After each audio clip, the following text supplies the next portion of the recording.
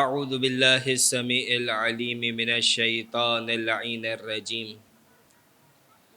بسم اللہ الرحمن الرحیم رب اشرح لی صدری ویسر لی امری واحلل عقدۃ من لسانی یفقہوا قولی الحمد للہ رب العالمین الحمد للہ المعروف من غیر رؤیا والخالق بغیر منصبہ خلق الخلائق بقدرتی واستعبد الارباب بعزتی وساد العدماء بجودہ ثم الصلاة والسلام والتحیۃ والاکرام علی خیر الانام ابی القاسم محمد وعلی آلہ الطیبین الطاہرین المعصومین المظلومین المیامین المنتجبین المنتخبین سیما بقیت اللہ الاعظم روحی و ارواحنا لتراب مقدمہ الفدا اللہم عجل لولیک الفرج واللعن الدائمة الباقية على أعدائهم أجمعين من يوم عداوتهم إلى قيام يوم الدين أما بعد فقد قال الله تبارك وتعالى في كتابه المبين بسم الله الرحمن الرحيم بقية الله خير لكم إن كنتم مؤمنين صلوات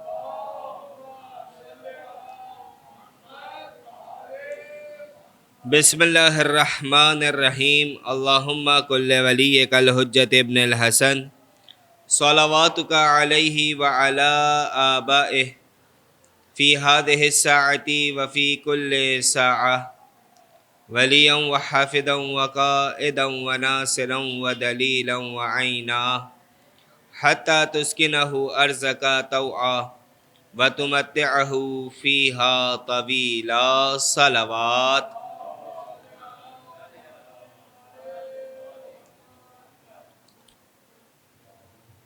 سامعین گرامی، معرفت امام زمانہ عجل اللہ تعالی فرجہ الشریف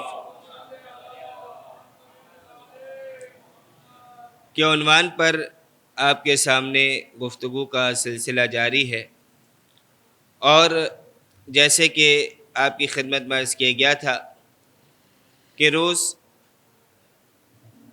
مختلف آیتوں کے حوالے سے ہماری انشاءاللہ گفتگو رہے گی۔ تو آج کی گفتگو میں جس آیت کو آپ کے سامنے پیش کیا گیا، یہ سورہ ہود کی آیت نمبر 86 کہ جس میں خداوند عالم ارشاد فرما رہا ہے بقیت اللہ خیر لکم ان کنتم مؤمنین۔ اللہ کا بقیہ یا وہ چیز کہ جسے اللہ نے تمہارے لیے انسانوں کے لیے ذخیرہ کیا ہوا ہے، خیر لکم، وہ خیر ہے تمہارے لیے، ان کنتم مؤمنین، اگر تم صاحبان ایمان ہو۔ اب یہاں پر اس آیت کے حوالے سے انشاءاللہ 2-3 روایتیں آپ کی سماعتوں کی نظر کی جائے گی۔ اس سے پہلے خود یہ موضوع معرفت امام زمان، اس کی اہمیت کیا ہے، کیوں اس قدر اہم ہے یہ موضوع؟ یعنی ہماری ذمہ داری کیا ہے؟ ہماری ذمہ داری یہی کہ ہم زمانے کے امام کی معرفت حاصل کریں۔ یہ ذمہ داری کیوں ہے؟ اللہ کے رسول حضرت محمد مصطفیٰ صلی اللہ علیہ وآلہ وسلم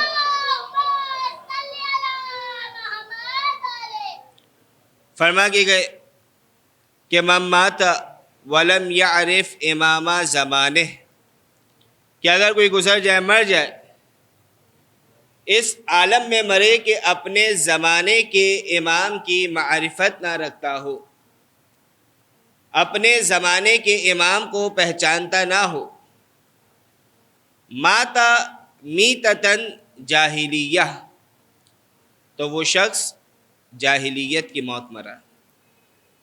اب جاہلیت الٹریسی کا نام نہیں ہے۔ الٹریسی کیا ہے؟ اسے جہالت کہا جاتا ہے، جاہلیت نہیں کہتے۔ جہالت میں اور جاہلیت میں کیا فرق ہے؟ ایک انسان کسی علم سے ناواقف ہے تو کہا جائے گا کہ الٹریٹ ہے، جاہل ہے۔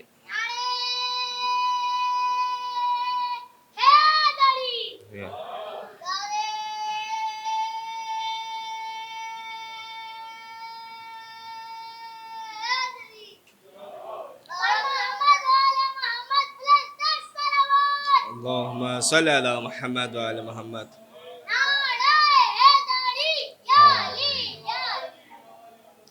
تو اسے کہا جائے گا کہ وہ جاہل ہے اگر کسی چیز کو انسان نہیں جانتا۔ لیکن یہ جاہلیت میں اور جہالت میں فرق ہے۔ یعنی کیا؟ کسی چیز کا نہ جاننا یہ کہلاتا ہے جہالت، اور دل میں ایمان کا نہ ہونا یہ کہلاتا ہے جاہلیت۔ یہی وجہ کہ جب ہم تاریخ عرب کی بات کرتے ہیں، عرب کی تاریخ کا مطالعہ کرتے ہیں یا اس حوالے سے بیان کرتے ہیں یا سنتے ہیں، تو اس زمانے کے بارے میں، اس دور کے بارے میں ایک کلمہ جو بہت زیادہ استعمال ہوتا ہے وہ کیا ہے؟ دور جاہلیت۔ کہ جو وہ دور تھا، کس کا دور تھا؟ جاہلیت کا دور تھا۔ تو اس کا مطلب کیا ہے کہ کیا اس زمانے میں لوگ پڑھے لکھے نہ تھے؟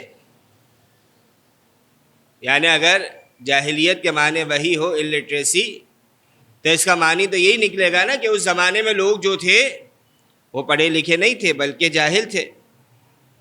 جبکہ ہم تاریخ میں دیکھتے ہیں وہ شخص کہ جسے ابو جہل کہا جاتا ہے، حقیقت میں وہ معروف تھا ابو الحکم کے نام سے۔ یعنی اتنا پڑھا لکھا شخص تھا کہ وہ معروف ہی تھا ابو الحکم کے نام سے۔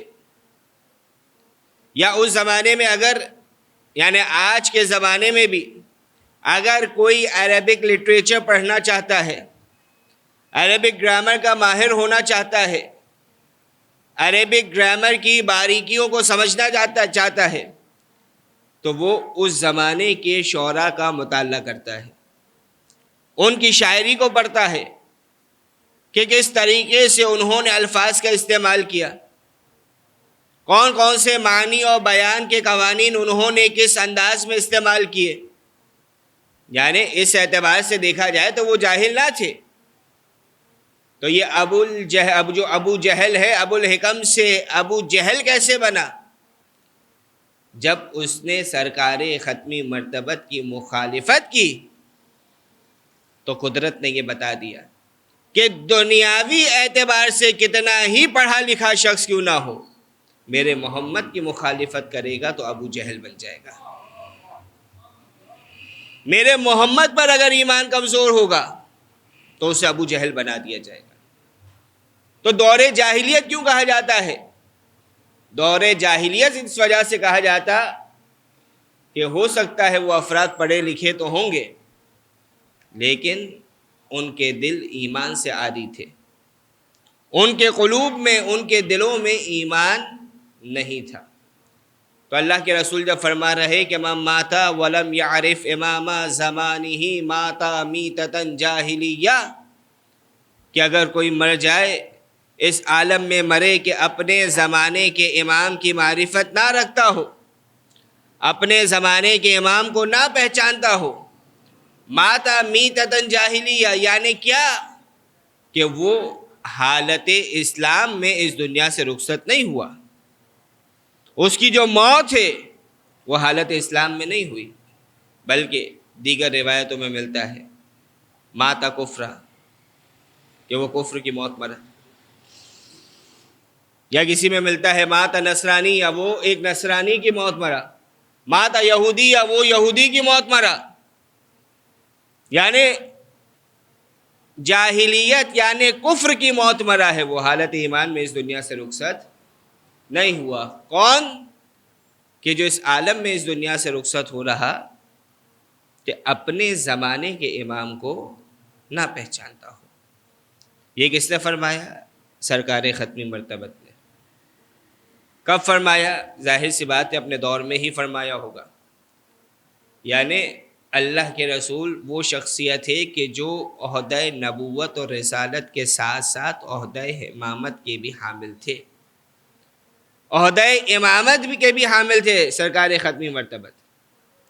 تو اللہ کے رسول کے زمانے میں تو یہ بات سمجھ آ گئی، من مات ولم یعرف امام زمانہ مات میتۃ جاہلیہ، کہ جس نے اپنے امام وقت کو نہ پہچانا، یعنی رسول خدا کو نہ پہچانا، اللہ کے رسول کی معرفت نہ کی، اللہ کے رسول کو نہ سمجھا، اس دنیا سے رخصت ہو گیا۔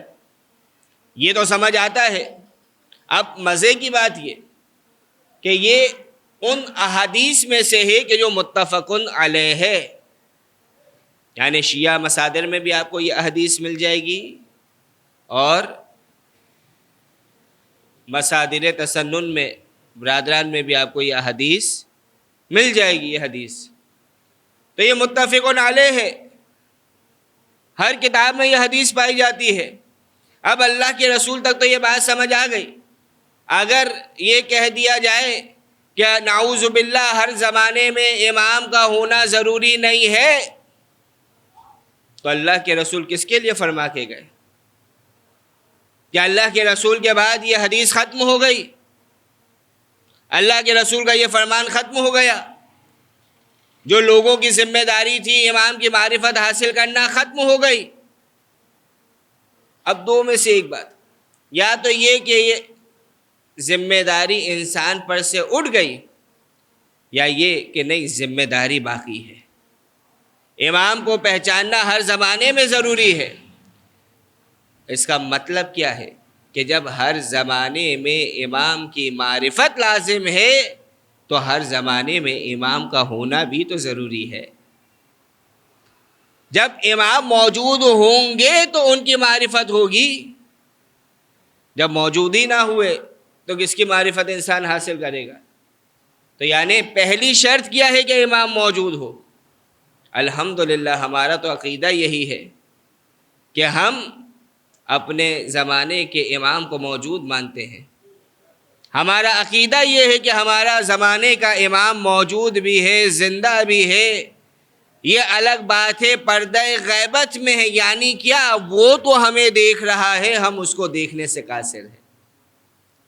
وہ تو ہماری مشکلات میں ہمارے سر پہ دستے شفقت رکھے ہوئے ہے، ہم احساس کرنے سے قاصر ہے، ہم انہیں محسوس نہیں کر سکتے۔ تو ہمارا تو عقیدہ یہ ہے۔ تو اللہ کے رسول نے کیا ذمہ داری لگائی؟ کہ امام کی معرفت حاصل کرنی، امام کو پہچاننا ہے، زمانے کے امام کو پہچاننا۔ اب یہاں پر یہ بات واضح رہے کہ جب انسان معرفت کے سمندر میں کودتا ہے، تیراکی کرنے کی کوشش کرتا ہے، تو یہ سمندر اس قدر گہرا ہے کہ کبھی بھی انسان اس کی گہرائی تک نہیں پہنچ سکتا۔ یعنی بڑے سے بڑا شخص، یہ بڑا عمر کے اعتبار سے نہیں ہے، سن کے اعتبار سے نہیں ہے، بلکہ اپنی معرفت کے اعتبار سے، اپنے ظرف کے اعتبار سے، بڑے سے بڑا شخص کوئی یہ دعویٰ نہیں کر سکتا کہ میں نے کما حق کا معرفت حاصل کر لی۔ اور یقین جانیے یہ ہماری ذمہ داری بھی نہیں ہے۔ لا یکلف اللہ نفسا الا وسعها، کہ خدا کسی بھی انسان پر، کسی بھی نفس پر، کسی بھی ذی روح پر اتنی ہی تکلیف صادر کرتا ہے کہ جتنی اس میں سقط ہوتی ہے۔ جتنی اس میں صلاحیت ہوتی ہے، جتنی اس کی وسعت ہوتی ہے، تو ہماری جو ذمہ داری ہے معرفت حاصل کرنا، یہ ذمہ داری بھی جو ہے ہمارے ظرف کے اعتبار سے ہے۔ جتنی ہمارے ظرف میں وسعت ہے اتنی ہمیں معرفت حاصل کرنی ہے، اتنا زمانے کے امام کو پہچاننا ہے۔ اور عزیزان گرامی، انسان جتنا بھی پہچان لے، آخر میں یہی کہتا ہوا کھڑا ہوگا کہ حق کے معرفت جو ہے وہ ادا نہیں ہو سکتا۔ انسان پہچان ہی نہیں سکتا زمانے کے امام کو۔ لیکن اس کا یہ بھی مطلب نہیں کہ انسان کوشش بھی نہ کرے۔ بھئی کوشش کرنا ہماری ذمہ داری ہے، نتیجہ خدا کے ہاتھ میں ہے۔ ہم کوشش کریں گے، ہم اپنی طرف سے ایفرٹس کریں گے، کشتی کیسے پار لگانی ہے وہ خدا جانے یا اہل بیت جانے۔ صلوات پڑھیے گا محمد و آل محمد پر۔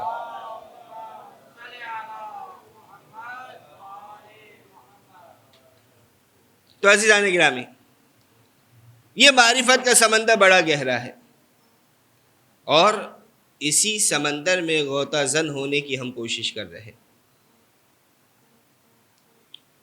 امام زمانہ کی معرفت، کون ہے امام زمانہ؟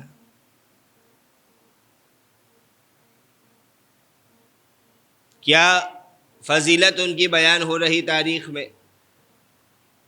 تو جب انسان سیرت اہل بیت کا مطالعہ کرتا ہے، فرامین اہل بیت کا مطالعہ کرتا ہے،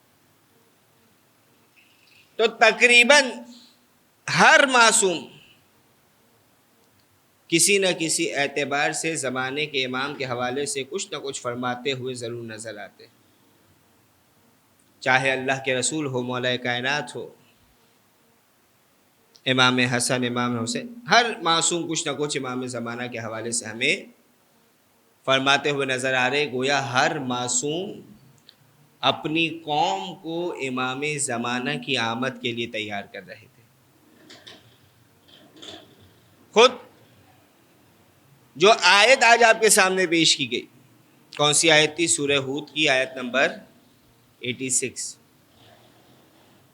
جب ہم اس آیت کے ذیل میں روایتوں کا مطالعہ کرتے ہیں تو آپ کے سامنے جب سورہ قدر پہ بات ہو رہی تھی تو وہاں یہ بات بیان کی گئی تھی، ایک آیت کا ظاہر ہوا کرتا ہے اور ایک ہوتا ہے باطن۔ اور خود قرآن مجید کا اعجاز یہ ہے کہ اس کے ایک ایک کلمے کے 70 باطن ہو سکتے۔ تو ظاہر آیت کو ہم ترجمے کے ذریعے سے کچھ حد تک سمجھنے کی کوشش کر سکتے، باطن اس وقت تک سمجھ نہیں آتا کہ جب تک جو وارثان قرآن ہے وہ ہمیں نہیں بتائے کہ اس آیت کا باطن کیا ہے۔ اس سے پہلے کہ پہلی روایت آپ کی سماعتوں کی نظر کرو، جو بقیت اللہ ہے، اس کے معنی کیا ہے؟ اگر ظاہری آیت کے اعتبار سے دیکھیں تو اس کے معنی کیا ہے بقیت اللہ؟ بقیت اللہ کا معنی یہ ہے کہ اللہ کا بقیہ، یعنی اللہ کا انسان کے لیے ذخیرہ کیا ہوا، یعنی ہر وہ خیر کہ جسے خدا نے انسان کے لیے ذخیرہ کیا ہوا ہے، انسان کے لیے بچا کے رکھا ہوا ہے۔ یعنی اب اگر امام زمانہ کا جو لقب ہے بقیت اللہ، اسے معنی کے اعتبار سے دیکھے تو امام زمانہ اس ہستی کا نام ہے کہ جسے اللہ نے انسان کے لیے بچایا ہوا ہے۔ اللہم صلی علی محمد وعلی محمد۔ جن کا وجود عین خیر ہے، جن کا وجود باعث برکت ہے، آج باقاعدہ زیارتوں میں ہمیں اس طرح کا مفہوم ملتا ہے، روایتیں کئی موجود ہے، یعنی اگر ہم جو سانس لے رہے ہیں، ہمارا سانس لینا امام زمانہ کی وجود کی برکت سے ہے۔ ہم جو رزق کھا رہے ہیں، ہمارا یہ رزق تناول فرمانا زمانے کے امام کے وجود کی برکت سے ہے۔ آسمان جو پانی برسا رہا ہے، زمین جو اناج اگا رہی ہے، یہ جو نظام کائنات چل رہا ہے، یہ جو سورج طلوع ہو رہا ہے مشرق سے، مغرب میں جا کے غروب ہو رہا ہے، یہ جو نظام شمسی چل رہا ہے، یہ جو پوری کائنات اپنی مقررہ حرکت میں چل رہی ہے، یہ تمام کی تمام وجود امام زمانہ کی برکت ہے۔ اگر ایک لحظہ، ایک لمحہ زمانے کے امام کا وجود نعوذ باللہ نہ ہو، تمام نظام درہم برہم ہو کر رہ جائے، کچھ باقی نہ رہے، یہ دنیا تاریک ہو جائے، اندھیرے میں چلے جائے۔ اب یہ تاریک ہونا، اندھیرا ہونا کیوں کہا جاتا ہے؟ یعنی اندھیرا نشانی ہے کچھ نہ ہونے کی۔ اگر زمانے کے امام کا وجود نہ ہو، کچھ بھی نہ ہو، سب ختم ہو کر رہ جائے، کچھ بچے ہی نہ، اگر زمانے کے امام کا وجود نہ ہو۔ یہی وجہ کہ ظہور امام زمانہ کتنا ضروری ہے کہ روایتوں میں ہمیں ملتا ہے کہ اگر اس کائنات کا، اس دنیا کا ایک دن بھی باقی رہ جائے، ایک دن باقی رہ جائے یعنی قیامت آ جائے، قیامت آنے میں ایک دن باقی رہ جائے، یا مثال کے طور پہ دنیا کے ختم ہونے میں ایک دن باقی رہ جائے، روایت کے جملے ہیں، پروردگار عالم اس دن کو اتنا طول دے دے گا کہ زمانے کے امام اس دن ظہور فرما لے اور جو امور الہی ہے انہیں انجام دے دے۔ اتنا طول خداوند عالم اس دن کو دے دے گا۔ تو یہ کون ہے؟ بقیت اللہ، وہ کہ جسے اللہ نے انسان کے لیے بچا کر رکھا ہوا۔ اب یہاں پر پہلی روایت جو آپ کے سامنے پیش کرنی، 5ویں امام، امام محمد باقر علیہ الصلوۃ والسلام۔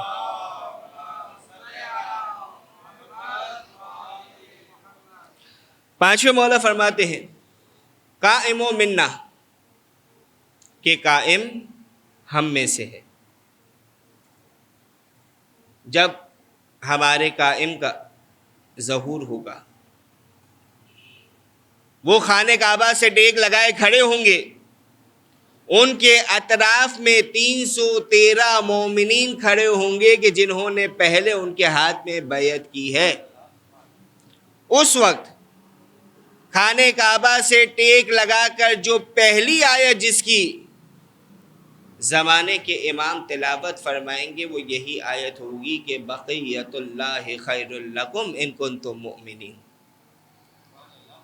کہ اللہ کا بقیہ تمہارے لیے خیر ہے اگر تم مومن ہو۔ پھر مولا فرماتے ہیں کہ آخری امام اس آیت کو تلاوت کرنے کے بعد فرمائیں گے کہ انا بقیت اللہ، کہ میں وہ بقیت اللہ ہوں، وحجتہ، اور میں اللہ کی حجت ہوں، وخلیفتہ علیکم، اور اللہ کا خلیفہ ہوں تم پر۔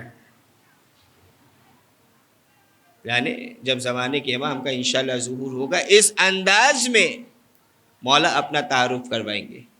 تو ایک روایت اس آیت کے ذیل میں یہ بیان کی جاتی ہے۔ دوسری روایت، اس روایت میں ملتا ہے احمد ابن اسحاق۔ احمد ابن اسحاق کون ہے؟ 10ویں امام کے صحابی تھے، 11ویں امام کے صحابی تھے، اور فقط صحابی نہیں، بہت نزدیکی صحابی، ایک انداز میں 10ویں اور 11ویں امام کے وکیل بھی تھے، ان کے معاملات کو دیکھا کرتے تھے، اور اتنے نزدیکی تھے، یعنی جب زمانے کے امام کی ولادت ہوئی تو یہ وہ امر تھا کہ جسے پوشیدہ رکھا گیا، جسے لوگوں کی نگاہوں سے چھپا کر رکھا گیا۔ یہ آپ سب جانتے ہیں، انشاءاللہ کل یا پرسوں کی گفتگو میں جو ولادت کا پورا ایک ماجرا جو ہے، جناب نرجس خاتون کے احوال اور کس انداز میں ولادت ہوتی ہے اور کیا واقعات پیش آتے وہ بیان کیے جائیں گے، لیکن اتنا فقط آپ کے سامنے پیش کر رہا کہ جب ولادت ہوئی تو مولا کو پوشیدہ رکھا گیا، کسی کو کانو کان خبر نہیں ہوئی، کہ جیسے کل کی گفتگو میں بھی واقعے سے پہلے عرض کیا تھا۔ تو 12ویں امام کی ولادت کو پوشیدہ رکھا تھا۔ اب آپ تصور کر سکتے ہیں کہ جسے اس ولادت کی خبر دی جائے، جسے 12ویں مولا سے ملایا جائے، وہ کتنا نزدیکی شخص ہوگا، کیسا قابل بھروسہ شخص ہوگا۔ لیکن اس واقعے سے پہلے ایک اور واقعہ سنتے جائیے کہ فقط امام کا بھروسہ کر لینے سے انسان کامیاب نہیں ہو جاتا۔ جو امام سے محبت کرتا ہو، ان کی خاطر سب کچھ قربان کرنے کو تیار ہو، امام کا نزدیک ترین شخص ہو، اس سے بھی اگر کوئی غلطی ہوتی ہے تو امام اس کی سرزنش اسی انداز میں کرتے ہیں، جیسے کہ روایت میں ملتا ہے۔ احمد ابن اسحاق کے حوالے سے واقعہ بیان کر رہا ہوں، پھر اس کے بعد یہ روایت آپ کے سامنے۔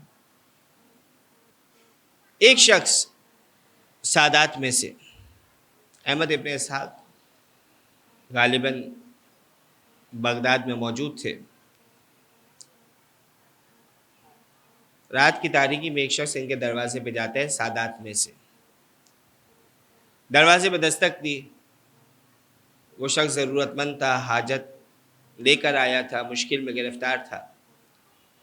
احمد ابن اسحاق اب بہرحال امام کے تو قریبی صحابی تھے، لیکن حکومتی اثر و رسوخ بھی رکھتے تھے، معاشرے میں مشہور شخصیت، بڑی شخصیت۔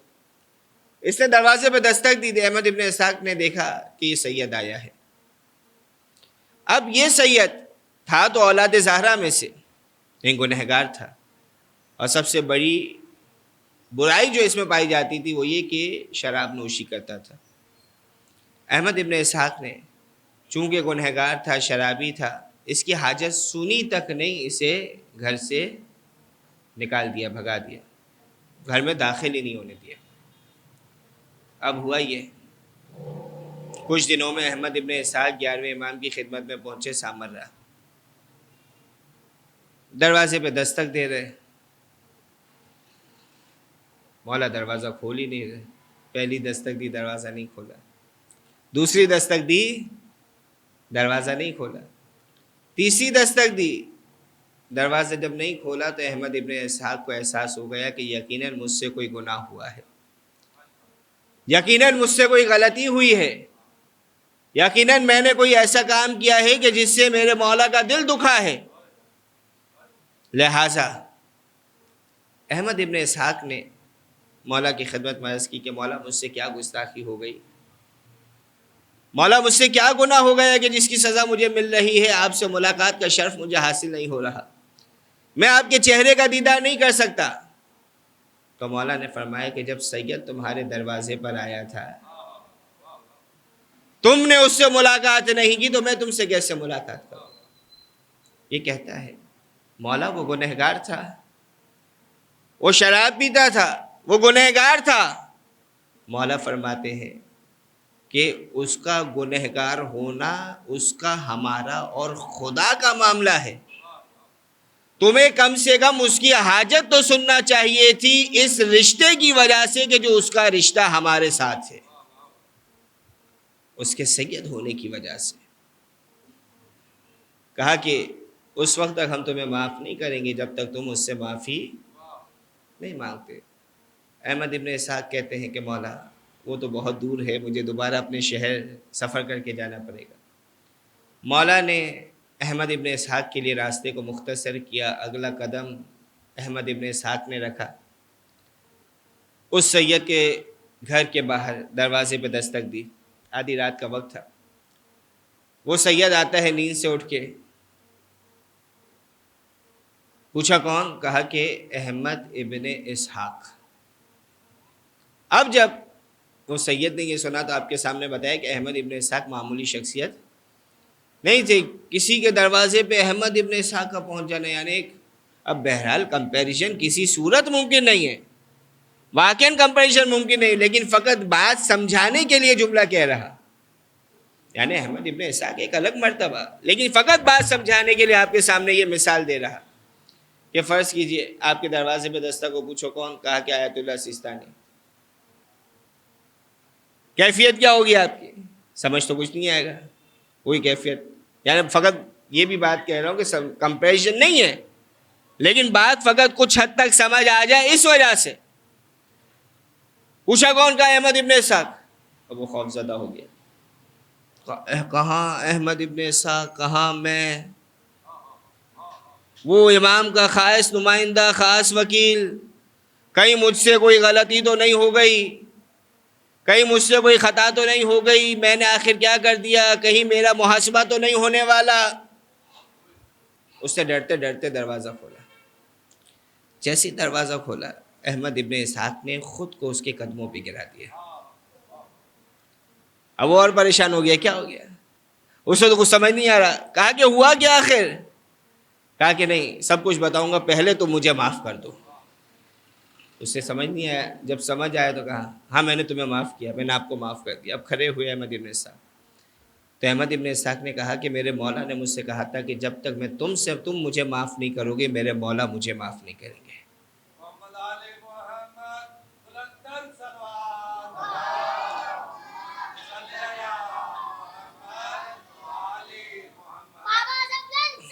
اللہم صلی علی محمد وعلی محمد.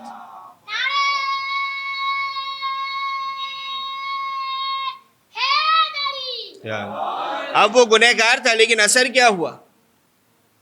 اثر یہ ہوا کہ جیسے ہی اسے یہ خبر ہوئی کہ میں گنہگار ہوں، میں خطا کار ہوں، میں شرابی ہوں، میں نے طرح طرح کے گناہ کیے ہیں، یعنی واقعاً میرے گناہ ایسے ہیں کہ میں خود سے نظریں ملانے کے قابل نہیں ہوں، لیکن پھر بھی میرے مولا کے نزدیک میرا یہ مقام ہے، ایسا مقام ہے میرا کہ احمد ابن اسحاق کو مجبور کر دیا مجھ سے معافی مانگنے کے لیے. تو وہ گنہگار شخص تھا، اسی وقت توبہ کرتا ہے اور پکا مومن بن جاتا ہے. یعنی ایک بات تو ہمیں سمجھ آتی، بسا اوقات کافی ایسے لوگ ہمیں معاشرے میں نظر آتے ہیں کہ جن کے گناہوں کی وجہ سے ہم انہیں چھوڑ دیتے.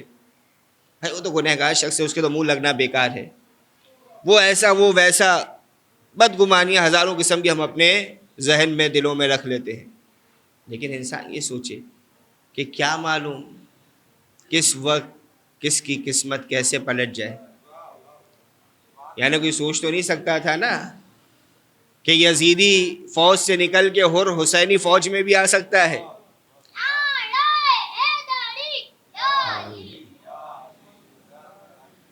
یعنی نہیں معلوم کب کس کے گناہ کس انداز میں معاف ہو جائے. تو یہ احمد ابن اسحاق، روایت میں ملتا ہے کہ احمد ابن اسحاق 11ویں امام کی خدمت میں آئے، 10ویں امام کی خدمت میں.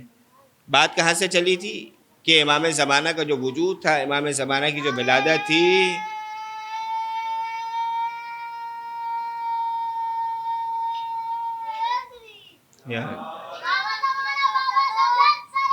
اللہم صلی علی محمد وعلی محمد، یعنی امام زمانہ کی جو ولادت تھی اسے چھپا کے رکھا گیا تھا اور ہر کسی کو نہیں بتا رہے تھے. اب یہ احمد ابن اسحاق کتنے نزدیکی صحابی جب 11ویں امام کی خدمت میں پہنچے تو دیکھا کہ 11ویں امام ایک بچے کو اپنے دوش پہ، اپنے کاندھوں پہ سوار کر کے لا رہے ہیں. اس وقت اس بچے کی جو عمر تھی، اس بچے کا جو سن تھا، تقریباً 3 سال کا تھا. احمد ابن اسحاق کہتے ہیں کہ اس بچے کا چہرہ 14ویں کے چاند کی طرح چمک رہا تھا. احمد ابن اسحاق سے 11ویں مولا فرماتے ہیں کہ اے احمد ابن اسحاق، اگر خدا اور خدا کی نظر میں تمہارا خصوصی مقام نہ ہوتا تو میں اپنا یہ بیٹا تمہیں نہ دکھاتا. یعنی احمد ابن اسحاق کا ایک خاص مقام تھا خدا کی نگاہ میں کہ آخری حجت کی زیارت کر رہے. پھر فرماتے ہیں یہ رسول اللہ صلی اللہ علیہ وآلہ وسلم کا ہم نام ہے یہ بچہ. یعنی روایتوں میں، بعض روایتوں میں زمانے کے امام کا نام لینے کی ممانعت کی گئی، تو اس انداز میں کہا جاتا ہے کہ رسول خدا کا ہم نام ہے. کہا کہ یہ بچہ رسول خدا کا ہم نام ہے. اب جب 11ویں امام نے حجت خدا کا تعارف فرمایا تو امام زمانہ اب اپنا تعارف کس انداز میں کرا رہے کہ انا بقیت اللہ فی ارضہ، کہ میں بقیت اللہ ہوں. آیت یاد ہے نا، بقیت اللہ خیر لکم ان کنتم مؤمنین، کہ میں بقیت اللہ ہوں اللہ کی اس زمین میں. والمنتقم من اعداء اللہ، اور انتقام لینے والا ہوں اللہ کے دشمنوں سے. میں انتقام لینے والا ہوں، میں بقیت اللہ ہوں. اس انداز میں زمانے کے امام اپنا تعارف کروا رہے ہیں. اب جب بات منتقم کی آئی تو ایک روایت اس انداز کی بھی سنتے جائیے تاکہ یہ لقب بھی واضح ہو. مولا کا جو لقب ہے نا منتقم، کہ حقیقی انتقام کسے لینا ہے؟ زمانے کے امام کو.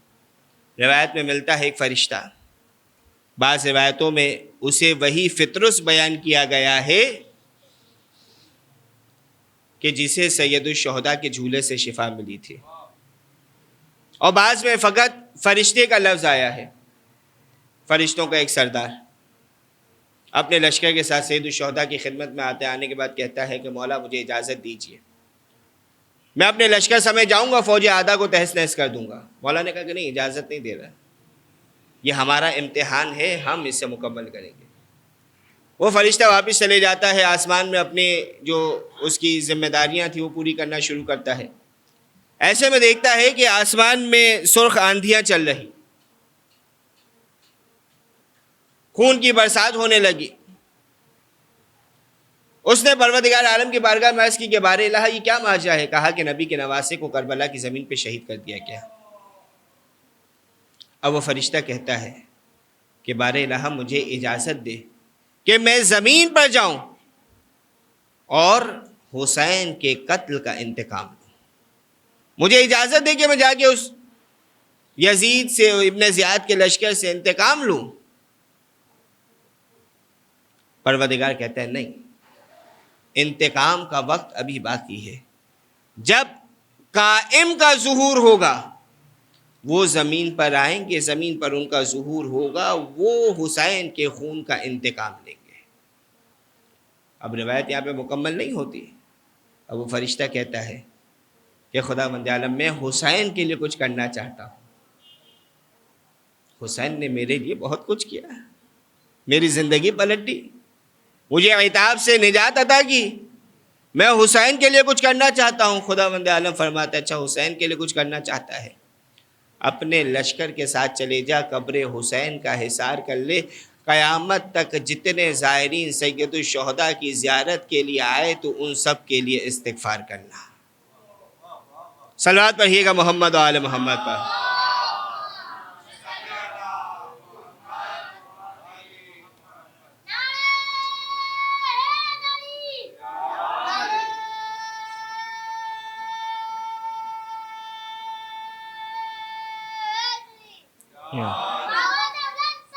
اللہم صلی علی محمد و آل محمد۔ بس آخری روایت اور آپ کی زحمت تمام۔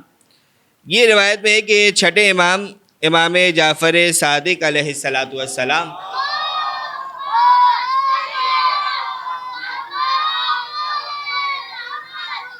مولا سے سوال کیا گیا کہ کیا قائم آل محمد کو امیر المؤمنین کہہ کر پکارا جا سکتا ہے؟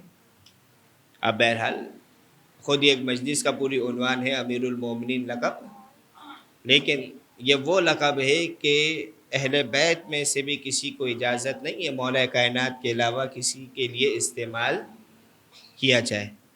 تو سوال ہوا تو مولا فرماتے ہیں کہ یہ لقب امیر المومنین صرف اور صرف ہمارے جد علی کے لیے مخصوص ہے، آپ سے پہلے یہ کسی کا لقب نہیں تھا، اور آپ کے بعد بھی جو یہ لقب اختیار کرے گا وہ کافر ہو جائے گا۔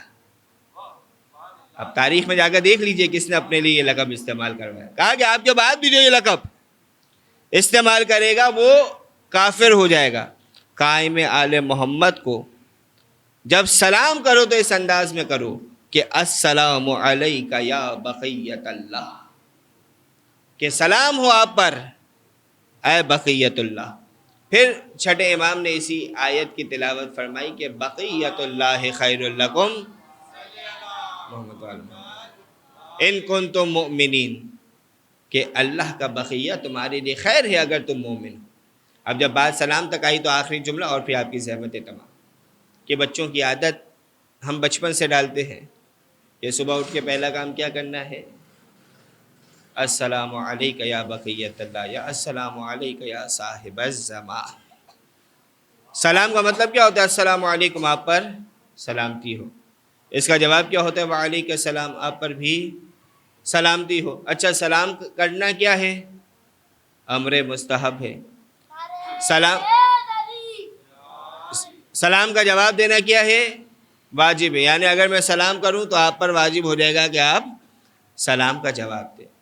یقیناً جب ہم اہل بیت میں سے کسی کو سلام کرتے ہیں تو وہ بھی ہمارے سلام کا جواب دیتا ہے، یعنی یہ ہمارے کانوں کی کوتاہی ہے، ہمارے کانوں میں پردے پڑے ہوئے ہیں کہ ہم ان کے سلام کا جواب سننے سے قاصر ہے۔ تو یقیناً جب ہم صبح اٹھ کر پہلا کام یہ کریں گے السلام علیک یا صاحب الزمان یا السلام علیک یا بقیت اللہ، اپنے زمانے کے امام کو ہم سلام کریں گے تو یقیناً ان کی جانب سے بھی ہمیں جواب سلام وصول ہوگا۔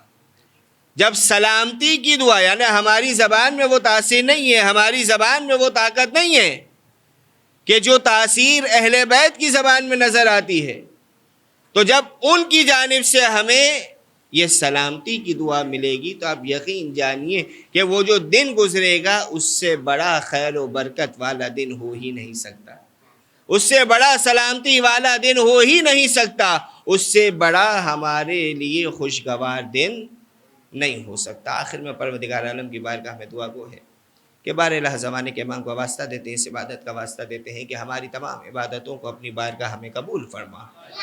بار الہ ماہ رمضان المبارک آخری راتیں چل رہی ہے، آخری ایام چل رہی، اگر اب تک اس مہینے میں ہمارے گناہ معاف نہیں ہوئے، بار الہ آج کی رات اسی لمحے اسی لحظے ہمارے گناہ نے کبیرہ و صغیرہ کو معاف فرما، ہمیں آتش جہنم سے نجات عطا فرما۔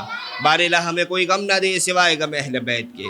بار الہ زمانے کے امام کا واسطہ دیتے ہیں ہم تمام مومنین و مومنات کی پریشانیوں کو، مشکلات کو آسان فرما دے۔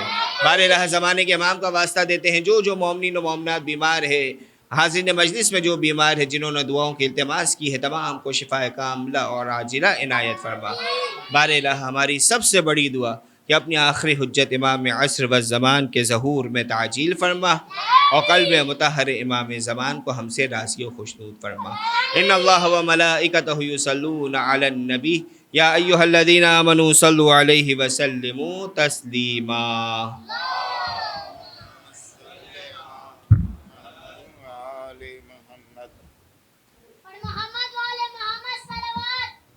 اللہم صلی علی محمد و آل محمد۔ سورہ فاتحہ۔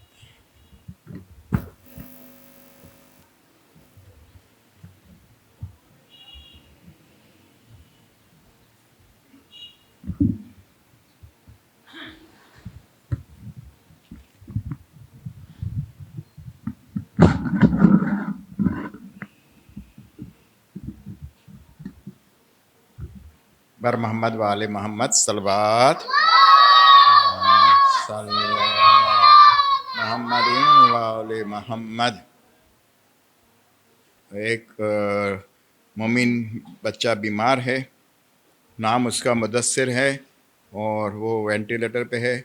آج کی شب ہم دعا کرتے ہیں کہ پروردگار اسے جلد از جلد شفائے عاجلہ عطا فرمائے۔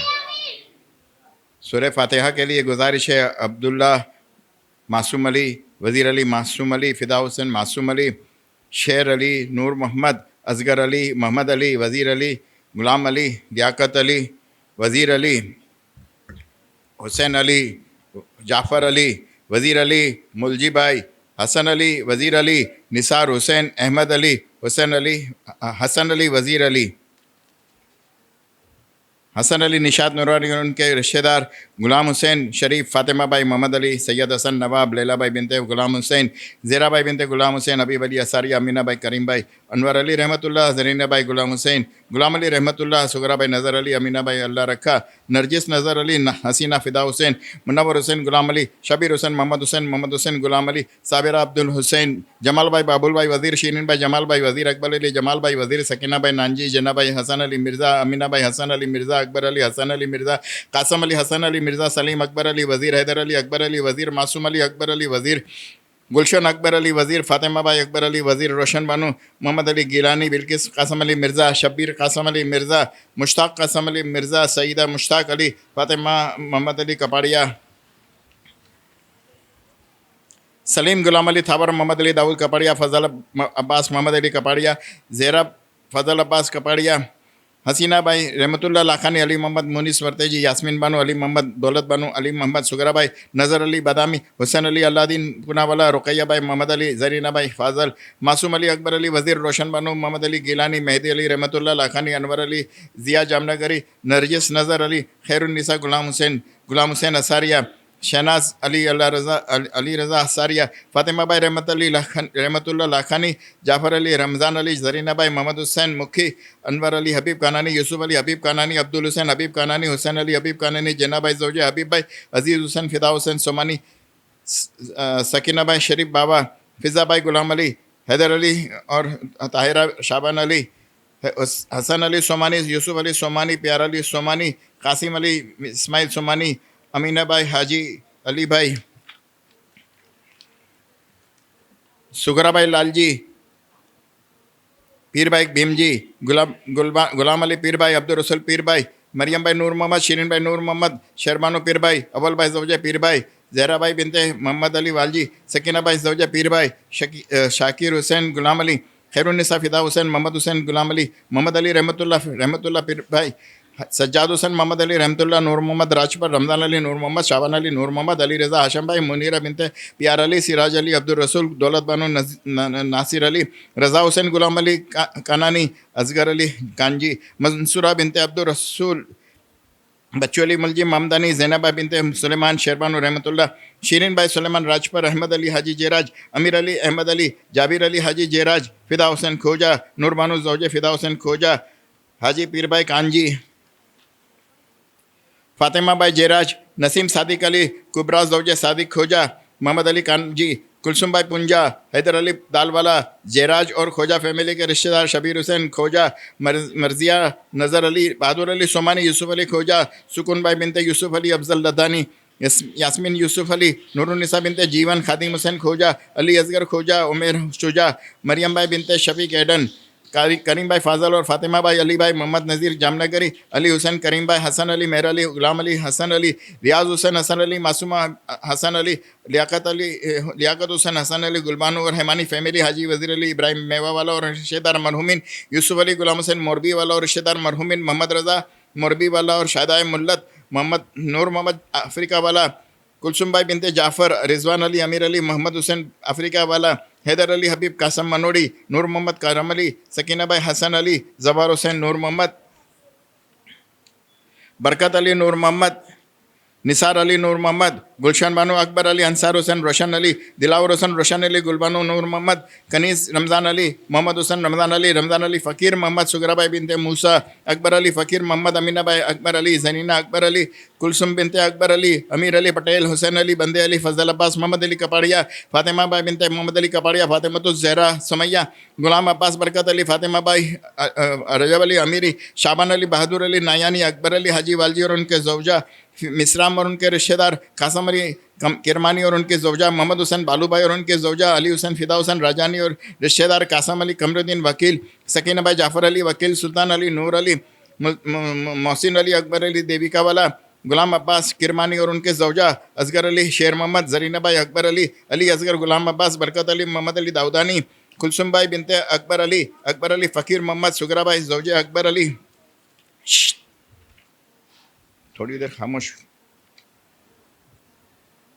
हुसैन अली, जाफ़र अली, खैरुन्निसा बिनते रमज़ान अली, शेर मोहम्मद करम अली, सकीना भाई मोती, दाऊद अली किकरिया वाला, जरीना भाई ज़ौजा, दाऊद अली, अली रज़ा अली अल्लाह रखा, कासम अली, कुलसुम भाई दाया भाई, अली रज़ा इब्ने दाऊद अली, अली मोहम्मद, कासम अली, ज़ेरा बानू ज़ौजे अली मोहम्मद, जरीना भाई बिनते बच्चू भाई, हुसैन अली मोहम्मद, गुलाम अब्बास बाबा, मासूम अली, मासूमा अल्लाह रखा, हैदर अली मोहसिन, अली रज़ा, मोहम्मद अली पीरानी और उनके रिश्तेदार, तायरा बिनते हैदर अली और पालिताना वाला फैमिली, कासम अली इब्ने जमाल, रोशन बानू बिनते खान मोहम्मद, इनायत अली, अब्दुल रसूल, गुलाम अब्बास, अली मोहम्मद, मोनीरा, शेर अली फाजल, कनीस फ़ातिमा बिनते अमीर अली, फरदाना, रोशन अली करजत वाला, हाजी डॉक्टर यूसुफ थावरानी, रज़िया अब्दुल मेदीद ज़ौजे यूसुफ थावरानी, अली रज़ा बाकर अली खेतानी, मोहम्मद अमीन खेतानी, रजब अली बंदे अली, फ़ातिमा बाई बिनते मोहम्मद खिमजी, यास्मीन रज़ा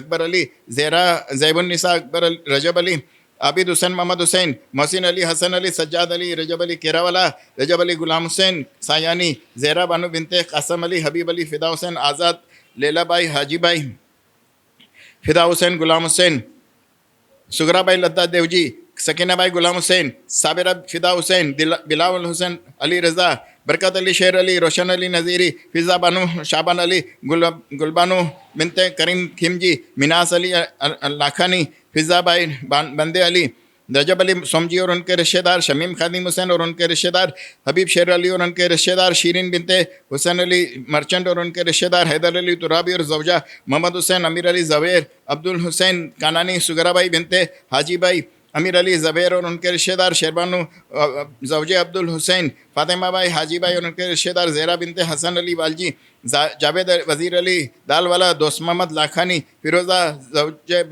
فیروزہ بنت بچو بھائی، عابدہ بنت دوست محمد، رمضان علی کھیتانی، رضا حسین بادامی، فضا بانو جیون، زبیر بھائی اور ان کے پٹیل فیملی، یوسف علی جمانی، خیر النساء جمانی اور ان کے رشتہ دار، پارپیا دتو اور بندے علی فیملی کے رشتہ دار، عابدہ بنت عبد الحسین دیوجانی اور ساجو فیملی کے تمام رشتہ دار مرحومین، تمام مراجع کرام مرحومین، تمام علماء عظام مرحومین، تمام شہدائے ملت اور جن کا کوئی فاتحہ پڑھنے والا نہیں رہا اور مولانا صاحب کے مرحومین، ہم آپ سب کے مرحومین کے لیے سورہ فاتحہ۔